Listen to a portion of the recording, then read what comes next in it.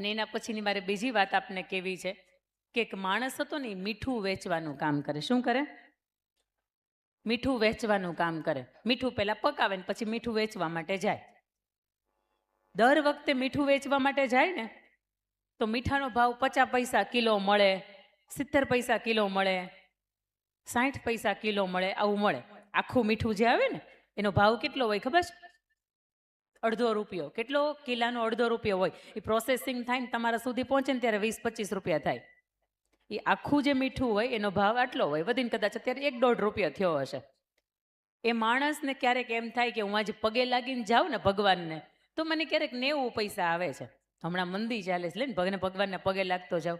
એ માણસ ગાડું એક બાજુ મૂકે અને ભગવાનને અંદર પગે લાગવા માટે મંદિરની અંદર જાય. અને અયોધ્યા જેવું મંદિર હશે કે અંદર ગયા પછી ભૂલાઈ જાય કે બહાર ગાડું પડ્યું છે, 2 બળદ બાંધ્યા છે અને ગાડાની અંદર મીઠું ભર્યું છે. માણસ અંદર જાય, ભગવાનની ભક્તિ અંદર એટલો બધો લીન થઈ જાય કે પાછળથી બરાબરનો વરસાદ આવે, મીઠું ઓગળી જાય, એના બળદ ભાગી જાય અને એનું ગાડું હોય ને કાદવની અંદર જઈને ખૂંચી જાય.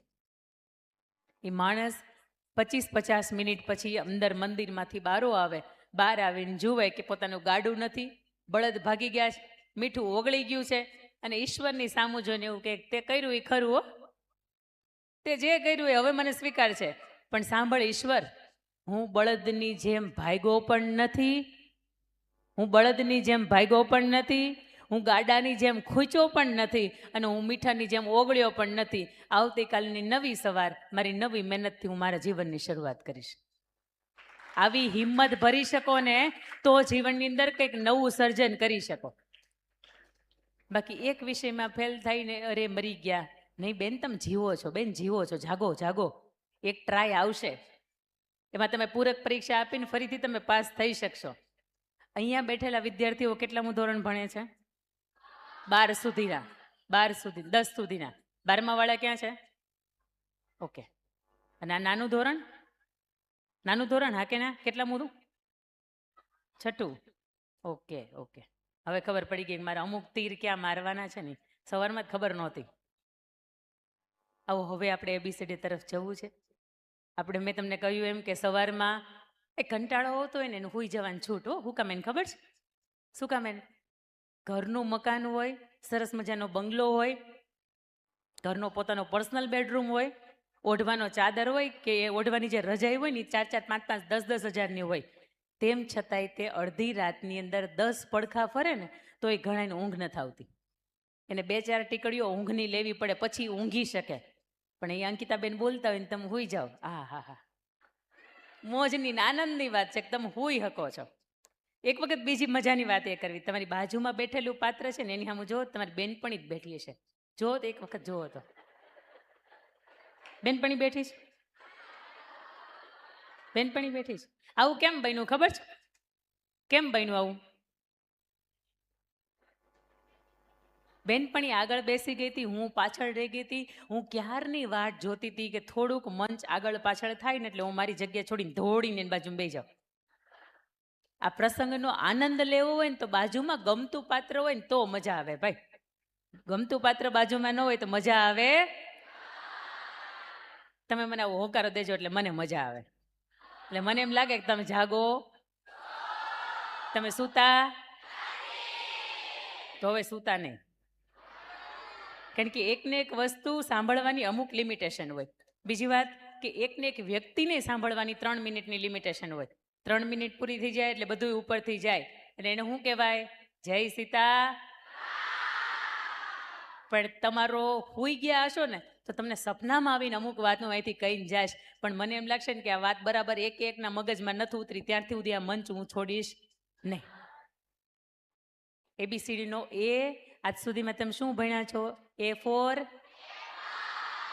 અને Z for. આજની ABCD એવી છે, A for એમ, Z for 0 to hero. Hero બનવું છે ને? બનવું છે ને? શૂન્યમાંથી સર્જન કરવું છે ને? આજનું જે જીવન છે વજન કેટલું હશે? અંદાજે અંદાજે અંદાજે અંદાજે તમારું લાલ કલરના ટી-શર્ટ કેટલું વજન છે? નથી કર્યું? બાજુવાળાને દાવ પાસ કરો. તમારું વજન કેટલું હશે? હે? 29. અહીંથી તમે જાશો ને, તમારે બધાનું વજન કેટલું છે તમને ખબર જ છે. વધારે હોય તો એ છુપાવતો હોય વાત, એમાં અલગ વાત છે. પણ જેટલું પણ વજન છે ને, અહીંથી તમે જાશો ને તો વજનની અંદર કાંઈ ફેરફાર નહીં થાય. 2 કલાક કે 3 કલાક પછી અહીંથી તમારું જવાનું છે ને તો વજનમાં કાંઈ ફેરફાર નહીં થાય. પણ ફેરફાર ક્યાં થશે? વિચારની અંદર. અને આ વિચારની અંદર ફેરફાર થાય ને એટલા માટે જ સુરતથી અહીંયા હરિભાઈ કેમ્પસના માધ્યમથી અહીંયા આવવાનું થયું છે મારે. બીજી વાત કે કોઈ સ્ત્રીને પૂછવામાં આવે, કોઈ દીકરીને પૂછવામાં આવે કે તારી ઓળખ આપ, હુ આર યુ, તો તમે શું કહેશો? કે મારું નામ આ છે, હું આ ગામની છું, મારા પપ્પાનું નામ આ છે, મારા મમ્મીનું નામ આ છે, અથવા તો મારો ધર્મ સંપ્રદાય આ છે, આટલી તમારી ઓળખ. પણ સરસ મજાની તમારી ઓળખ મારે તમને આપવી છે. કોઈ દીકરીને તમે પૂછો કે તમારી ઓળખ આપો તો એ શું કહે ખબર છે? મને ભક્તિ કહો કે શક્તિ, હું બંને રૂપે ધારદાર છું. મીરાબાઈને ઓળખો છો ને? મીરાબાઈને મને તમે ભક્તિ કહો કે શક્તિ. હમણાં સરસ મજાની દીકરીઓ, એટલે પાછળ નાનકડું એવું બાળક બાંધીને આવે છે, એનું નામ શું છે હું તો ભૂલી ગઈ છું. શક્તિનું પ્રતીક છે ને. મને ભક્તિ કહો કે શક્તિ, હું બંને રૂપે ધારદાર છું. મારે ગમતા લોકોની સામે સાવ મીણ જેવી, મને ગમતા લોકોની સામે સાવ મીણ જેવી, અને અણગમતા લોકોની સામે હું તેજ તલવાર છું. મને બીક ન બતાવો આફતોની, હું શિરે સત્યને ધરનારી નાર છું. હા છે સર્વે સર્વા સ્વાભિમાન મને મારું, કારણ કે અંગે પવિત્રતાનું વસ્ત્ર હું ઓઢનાર છું. વડીલોની સામે સાવ ચૂપ, પણ જો થયું વસ્ત્રારણ તો આખાય હસ્તિનાપુરને હું ધ્રુજાવનાર છું. હું છું ડૉક્ટર, હું છું વકીલ, હું છું એન્જિનિયર, કે ખંતીલી ખાખીની હું ધરનાર છું. અંકિતા મને વિષ આપો કે અમૃત, હું ફેર પડે, હું રોજે રોજ પીનાર છું, હું રોજે રોજ પીનાર છું. આ કોઈ દીકરીને પૂછો ને કે તારી વ્યાખ્યા શું છે, એટલે દીકરી એવું કે મારી વ્યાખ્યા કંઈક આવી છે. મને તમે શક્તિ કહો તોય જોરદાર છું, ભક્તિ કહો તોય જોરદાર છું. મને ગમતા લોકોની સામે હું કાંઈ ન બોલું, અને અણગમતા લોકો હોય ને એને સામે હું તેજ તલવાર થઈ જાઉં. હું શિરે સત્યને ધારણ કરનારી નાર છું, અંગે હું પવિત્રતાનું વસ્ત્ર ઓઢનાર છું. એટલે મને તમે કોઈની બીક ના બતાવો, હું બધા જ બની શકું એવી તાકાત છે મારી અંદર. ડૉક્ટર બનું, એન્જિનિયર બનું, વકીલ બનું, પાયલટ બનું, અને ખાખી પણ હું પહેરી શકું. મને તમે અમૃત આપો ને તોય હું પી જાઉં, અને મને તમે ઝેર આપો ને તોય હું પી જાઉં. આવી હું સ્ત્રી છું, આવી હું દીકરી છું. અને આવી દીકરીઓ અહીંયા બેઠી છે ત્યારે ફરીથી તમારો વારો હવે નહીં.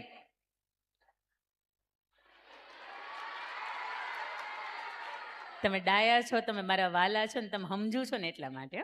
બધી દીકરીઓને ક્યારેય નથી કરતી. આજ સુધી અમે કેટલા સેશન કર્યા છે, પણ એકેય સેશનની અંદર દીકરીઓ બેઠી હોય ને, મેં આટલા બધા આવી રીતે ઓવાળા નથી લીધા. ઈશ્વર તમારું અનંત ગણું સારું કરે. એ ફોર, હા હવે અહીંયા પૂછો છે, એ ફોર લક્ષ્ય, તમારો ધ્યેય તમે જે નક્કી કરી રાખ્યો છે ને, એમ એ. સવારમાં આપણે સરસ મજાની વાત થઈ હતી ને કે તમે લક્ષ્ય નક્કી કરી રાખ્યો હશે, તમારે શું બનવું છે. આપણે અહીંયા આ બાજુના બાળકોને પૂછીએ, તમે નક્કી કર્યું છે તમારે શું બનવું છે મોટા થઈને? શું નક્કી? પોલીસ બનવું છે? બનીશ, હા બનીશ. તમારે જીપીએસસીની એક્ઝામ ક્રેક કરવી છે, વાહ. તમારે બેટા black colour T shirt, yes, professor બનવું છે, ઓકે. તમે ટીચર બનવું છે, અરે વાહ. તમારે પાછળ ડૉક્ટર બનવું છે, અરે વાહ. તમારે કોઈ એવું છે કે જેને નક્કી જ નથી કર્યું? આ જો હાથ બધા ઊંચા કરવા વાળા, આ લોકોને તમે યાદ રાખજો, આનું કઈ નક્કી નહીં, અઠે ગઠે ગમે બની જાય. અમે કલેક્ટરે બની જાય, અમે આઈએએસ ઓફિસરે બની જાય, અમે આઈપીએસ ઓફિસરે બની જાય, અને કાંઈ નહીં તો અમે કોકના પત્ની બની જાશું ભવિષ્યની અંદર. અમે કાંઈ ના બનીએ ને તો કાંઈ વાંધો નહીં, પણ આ તો બનશું. પણ આ ઉંમર છે બેટા કે તમે ઈચ્છો ને એ દુનિયાની સિદ્ધિ છે ને પાસ કરી શકાય. દરેક દુનિયાના કોઈ પણ સ્થળ છે ને ત્યાં પહોંચી શકાય. આ ઈ ઉંમર છે કે અત્યારથી એની તૈયારીઓ શરૂ કરી દેવી પડે. પેલું આવી રીતે વજન ઉઠાવે અને અહીંયા લે, એનું નામ શું? ઓલિમ્પિકની અંદર એનું નામ હતું મીરાબાઈ ચાનુ. હા કે ના? અમે કઈ જોતા જ નથી, અમને હું તમે પૂછો છો? એનું નામ હતું મીરાબાઈ ચાનુ. અને બહુ તમારી જેવડા બેટા નાના બાળકો હતા ને ત્યારથી એને શરૂઆત કરી દીધી હતી. અમારા સુરતની એક દીકરી છે જેનું નામ છે Anvi Jhanjharukiya, rubber girl of India તરીકે ઓળખનારી આ દીકરી. અને તમે યુટ્યુબ સર્ચ કરી શકો. 3 મિનિટની અંદર નોર્મલ બાળક 15 આસન કરે ને, 3 મિનિટની અંદર અલગ અલગ અવસ્થાની અંદર એ આસન 15 કરે ને, તો આ એબનોર્મલ બાળક, એનું મગજ 80% કામ નથી કરતું, એના શરીરના અવયવો 80% કામ નથી કરતા. રબર ગર્લ ઓફ સુરત તરીકે ઓળખાતી હતી, પણ મોદી સાહેબે એને આમંત્રણ આપ્યું, મોદી સાહેબે એને બાલશ્રી એવોર્ડ આપ્યો કે જેનું મગજ 80% કામ નથી કરતું. આજે દીકરી 14 થી 15 વર્ષની છે અને આજે પણ એ ઘરની બહાર ક્યાંય જાય ને તો એને ડાયપરની અંદર લઈ જવી પડે છે. તમે સમજી શકો એનું મગજ કેટલું કામ નથી કરતું. અમુક કુદરતી આવેગ ઉપર એનો કંટ્રોલ નથી રહેતો. એને તમે સન્માનિત કરો તોય ભલે અને વિશ્વના મંચ સન્માનિત કરે તોય ભલે, એના માટે બધું સરખું છે. પણ એનું નાનપણથી નક્કી હતું કે મારે દુનિયાની અંદર કંઈક એવું વ્યક્તિત્વ બનવું છે, ભલે મારી પાસે મગજ નથી પણ મારે કંઈક બનવું છે. અને રબર ગર્લ ઓફ સુરત તરીકે ઓળખાતી આ દીકરીને મોદી સાહેબે લગભગ 8-10 મિનિટની મુલાકાત આપી હતી. 22 મિનિટ સુધી મોદી સાહેબ પણ એની સાથે યોગા કરે અને મોદી સાહેબે એવું કીધું કે અન્વી ઝાંઝરુકિયા, તું રબર ગર્લ ઓફ સુરત નહીં પણ રબર ગર્લ ઓફ ઇન્ડિયા છે, કારણ કે તારી જેવા યોગા કોઈ કરી ન શકે. અને લક્ષ્ય કહેવાય. અને નાનપણથી નક્કી કરી રાખ્યું હોય ને તો થાય. મોટા થઈને યુપીએસસી બેટા ક્રેક કરવી હોય ને તો અત્યારથી રોજ ન્યૂઝપેપર વાંચવું પડે. મોટા થઈને બેટા ડૉક્ટર બનવું હોય ને તો અત્યારથી એ સ્પિરિટ રાખવાની કે ગણિત વિજ્ઞાન તો મારું નબળું હોવું જ ન જોઈએ. મોટા થઈને પ્રોફેસર બનવું હોય ને તો નાનપણથી 50 માણસોની વચ્ચે બોલતા શીખવું પડે. નાનપણથી કોઈ પણ તમારું ધ્યેય તમે નક્કી કરી રાખ્યું હોય ને, આને તો હું હંમેશા એવું કહું કે તમારો રોલ મોડેલ છે કોઈ? તમારા કોઈ રોલ મોડેલ છે કે જેનું જેવું તમને બનવાનું મન થાય? સમજો છો ને મારી વાતને? સમજો છો ને? કોઈ તમારા રોલ મોડેલ છે? અમારા રોલ મોડેલ હોય દીપિકા પદુકોણ, આલિયા ભટ્ટ, એની જેવું અમને બનવાનું મન થાય. અમારે સવારમાં ઓલી વ્હાઇટ કલરના કપડાની અંદર ઓલી દીકરીઓ આવી હતી ને, 6 વાગ્યાની જમકુડીઓ મારે તૈયાર થઈ ગઈ હતી, સરસ મજાની ડાન્સની એની કૃતિ કરતી. મને એમ જ લાગતી હતી એકાદી હિરોઈન જ ત્યાં બધાની વચ્ચે છુપાઈ ગયેલી છે. શું સરસ મજાની એની કૃતિ હતી. પણ આપને જણાવતા આનંદ થાય કે અહીંયા મંચ ઉપર ઘણા બધા કાર્યક્રમો થતા હોય, એમાંથી ઘણી બધી વ્યક્તિત્વના ઓળખ તમને થતી હોય. હમણાં મેડમે બહુ સરસ મજાની વાત કરી કે રામને જન્મ આપવો હોય ને તો જીજાબાઈ તો કૌશલ્યા માતા બનવું પડે, અને મહારાણા પ્રતાપને જન્મ આપવો હોય ને તો જીજાબાઈ બનવું પડે. આપણી અંદર જો એ સ્પિરિટ હોય ને તો ધાર્યું પરિણામ છે ને એ આપણે લાવી શકીએ. લક્ષ્ય કોને કહેવાય? અર્જુનને હતો ને એને લક્ષ્ય કહેવાય. દ્રોણાચાર્ય એવું કે સરસ મજાનું લાકડાનું પક્ષી મેં મૂક્યું છે, એની આંખને વીંધવાની છે. ભીમને પૂછે શું દેખાય? એ ભાઈ ભીમ તને શું દેખાય? એ શું કે કેરીયું દેખાય, કેરી. આંબાનું ઝાડ હતું, મને કેરી દેખાય છે.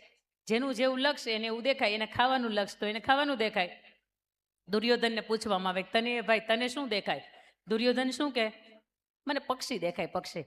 અર્જુનને પૂછવામાં આવે કે અર્જુન તને શું દેખાય? હું બોલે પક્ષીની આંખ દેખાય. લગાવ તીર, અને તીર લગાવે ને આંખ વિંધાય. આસપાસની અંદર જે હોય તમને શું દેખાય ને એ બહુ મહત્વની વાત છે. અત્યારથી નાનપણથી ધ્યેય નક્કી ન કર્યું હોય ને, તમારું લક્ષ્ય ન નક્કી કર્યું હોય ને તો બેટા આજનો એ દિવસ છે કે આજથી લક્ષ્ય નક્કી કરી નાખજો. અહીંથી અમદાવાદ જવું હોય તો ગમે એ બસમાં બેસાય કે અમદાવાદની જ બસમાં બેસાય. તો ધ્યેય નક્કી કર્યું હોય ને તો તમને ખબર છે કે મારે આ જ કરવાનું છે. બાકી તમારે અમદાવાદ આવ્યું હોય આમ અને તમે બસમાં વયા જાઓ 50 કિલોમીટર આમ તો વધારે લાંબો એ રૂટ થઈ જાય. એ ફોર એમ. આજથી તમારું ધ્યેય નક્કી કરજો. ધ્યેય નક્કી કરવામાં ઘણી વખત મમ્મી પપ્પાએ નક્કી કરી રાખ્યું હોય કે મારો દીકરો તો ક્રિકેટર બને, ક્રિકેટર. પણ એ દીકરાને ક્રિકેટરમાં બિલકુલ ઇન્ટરેસ્ટ ન હોય, દીકરાને પેઇન્ટિંગમાં ઇન્ટરેસ્ટ હોય. પણ મા બાપ તરીકે ક્યારેક એને એના જીવનની અંદર આગળ જવું હોય ને તો જવા દેવાનું. એને કહેવાનું કે તને બૂટ ચપ્પલ સીવતા આવડે છે ને, તું મોચી બનવું છે ને, તારે વિશ્વનો શ્રેષ્ઠ મોચી બન. બરાક ઓબામાને એમ થાય કે તારી પાસે બૂટ સીવડાવવા છે. ડોનાલ્ડ ટ્રમ્પની ને બેઠા બેઠા થાય બૂટ પહેરવા હોય ને તો ભારતની અંદર, ગુજરાતની અંદર, જુનાગઢની અંદર ઓલી સોસાયટીની અંદર રહે છે ને એ દીકરો બહુ જોરદાર બનાવે છે.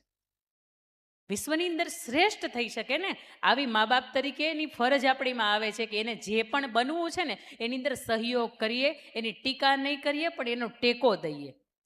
નાનું બાળક હોય ને તમને પૂછવામાં આવે કે શું બનવું છે એટલે હજી તો એને ખબર ન હોય ને પહેલાં તમે જવાબ આપો. જ્યારે એના વિશ્વને ઓળખવા દો, વિશ્વને જાણવા દો ને, ત્યારે એ નક્કી કરશે કે એને હું બનવાનું છે. અને એણે નક્કી કર્યું છે ને એની અંદર આપણો મા બાપ તરીકે ટેકો આપવાનું છે, એની ટીકા કરવાની